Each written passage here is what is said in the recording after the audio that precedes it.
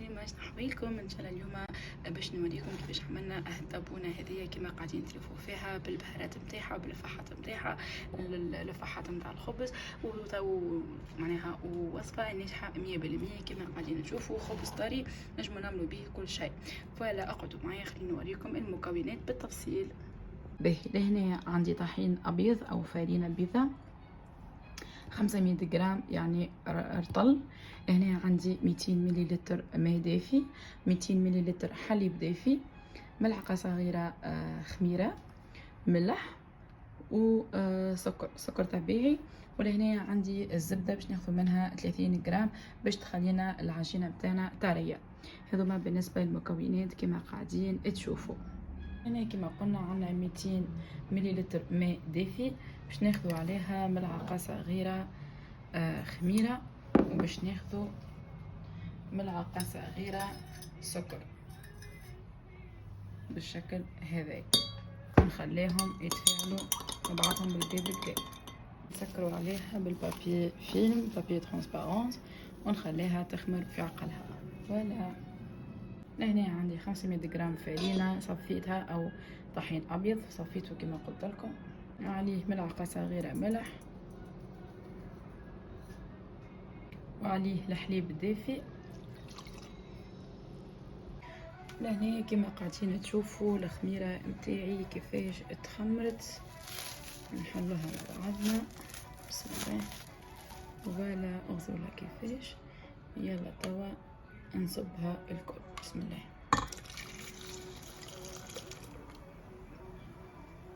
نهبطوا الخميرة الكل ونحطها توا تتركض.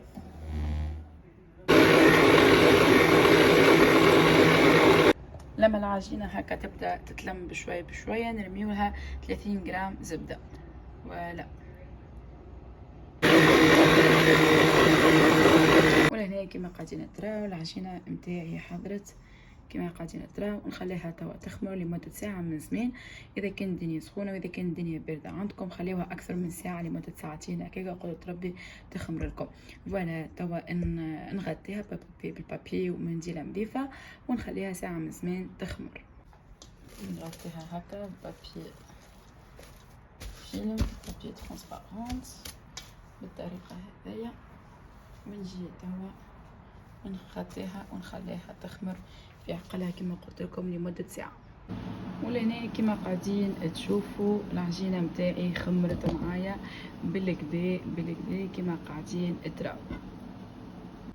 ولهنا كما قاعدين تشوفوا توا الخميرة متاعي تبارك الله. نجي هكا ونحيلها الهواء متاعها بالشكل هذا كما قاعدين تراو. كما قاعدين تراو العجينة متاعنا بدات تحضر.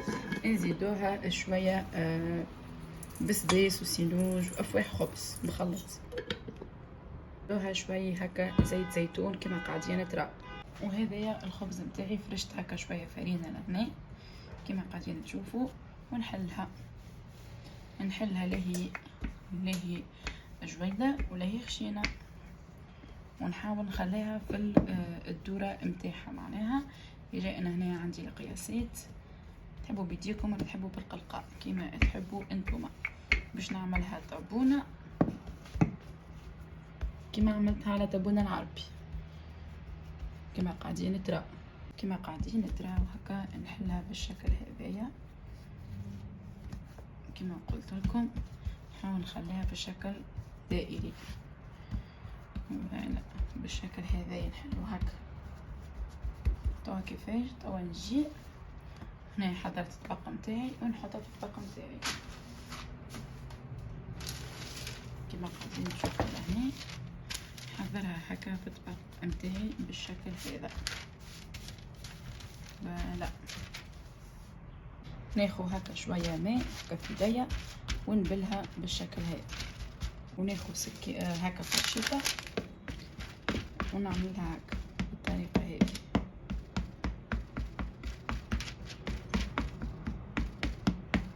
كما قاعدين تراو.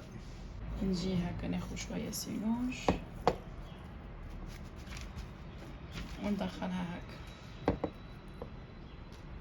حطيت من داخل وحطيت من برا، اذا كان ما تحبوش من برا على كيفكم يعني.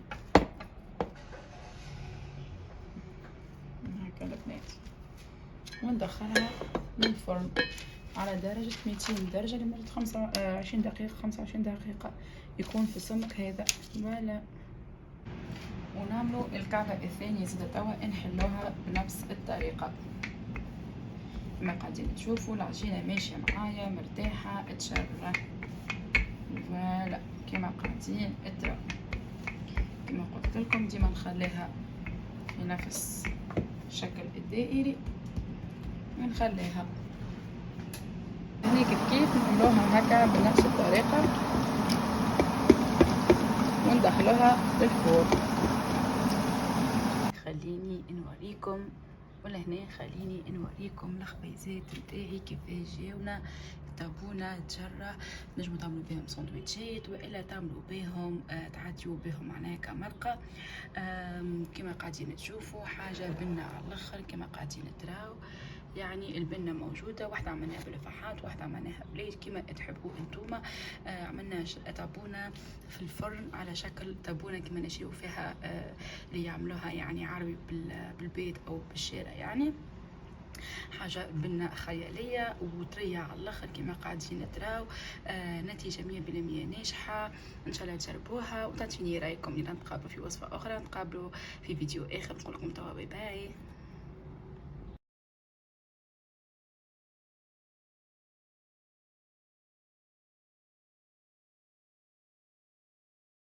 كيما زاده تنجموا تعملوا بيه ساندويتش كيما عملتو انا. انظروا كيفاش كيما عملتو انا كما قاعدين تراو، يعني خبز يمشي بختو على كل شيء.